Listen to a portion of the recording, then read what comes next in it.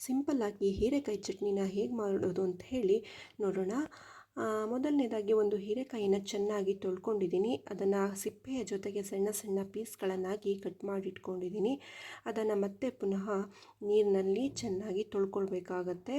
ಅದಾದ ನಂತರ ಒಂದು ಕುಕ್ಕರ್ಗೆ ಸ್ವಲ್ಪ ನೀರನ್ನು ಹಾಕ್ಕೊಂಡು ಅದಕ್ಕೆ ತೊಳೆದಿರುವಂತಹ ಹೀರೆಕಾಯಿ ಮತ್ತು ರುಚಿಗೆ ಎಷ್ಟು ಬೇಕೋ ಅಷ್ಟು ಉಪ್ಪನ್ನು ಹಾಕ್ಕೊಂಡು 1-2 ವಿಷಲನ್ನು ನಾವು ಹೊಡೆಸ್ಕೊಳ್ಬೇಕಾಗತ್ತೆ. ಅಂದರೆ ಹೀರೆಕಾಯಿಯು ಚೆನ್ನಾಗಿ ಬೇಯಬೇಕು. ಅದಾದ ನಂತರ ಸ್ವಲ್ಪ ಕಾಯಿ, ಮೆಣಸಿನಕಾಯಿ, ಆಮೇಲೆ ಸ್ವಲ್ಪ ಹುಣಸೆ ಹುಳಿ, ಈರುಳ್ಳಿ, ಉಪ್ಪು, ಶುಂಠಿ ಮತ್ತು ಬೆಳ್ಳುಳ್ಳಿ ಇದಿಷ್ಟನ್ನು ರೆಡಿ ಮಾಡಿಟ್ಕೊಂಡಿದ್ದೀನಿ ರುಬ್ಬೋದಕ್ಕೆ. ಅಂದರೆ ಇಲ್ಲಿ ಹೀರೆಕಾಯಿ ಬೆಂದಾದ ನಂತರ ನಾವು 2-3 ಸ್ಪೂನು ಎಣ್ಣೆಯನ್ನು ಹಾಕ್ಕೊಂಡು ಚೆನ್ನಾಗಿ ಅದನ್ನು ಡ್ರೈ ಆಗುವವರೆಗೆ ಹುರ್ಕೊಳ್ಬೇಕು. ಅದನ್ನು ಕಾಯಿಯ ಜೊತೆಗೆ ಸೇರಿಸ್ಬಿಟ್ಟು ಅದನ್ನು ರುಬ್ಕೋಬೇಕಾಗತ್ತೆ. ಅದಾದ ನಂತರ ಅದಕ್ಕೆ ಒಗ್ಗರಣೆಗೆ ಈರುಳ್ಳಿ, 1-2 ಬೆಳ್ಳುಳ್ಳಿ, ಸಾಸಿವೆ, ಜೀರಿಗೆ, ಒಣಮೆಣಸನ್ನು ಹಾಕ್ಕೊಂಡು ಚೆನ್ನಾಗಿ ಹುರ್ಕೋಬೇಕಾಗತ್ತೆ.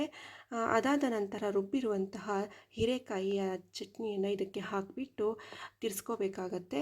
ಇಲ್ಲಿ ನಮಗೆ ಬಿಸಿ ಬಿಸಿಯಾದಂತಹ ಹೀರೆಕಾಯಿ ಚಟ್ನಿ ರೆಡಿಯಾಗಿದೆ ಫ್ರೆಂಡ್ಸ್. ಇಷ್ಟ ಆದರೆ ಲೈಕ್ ಮಾಡಿ.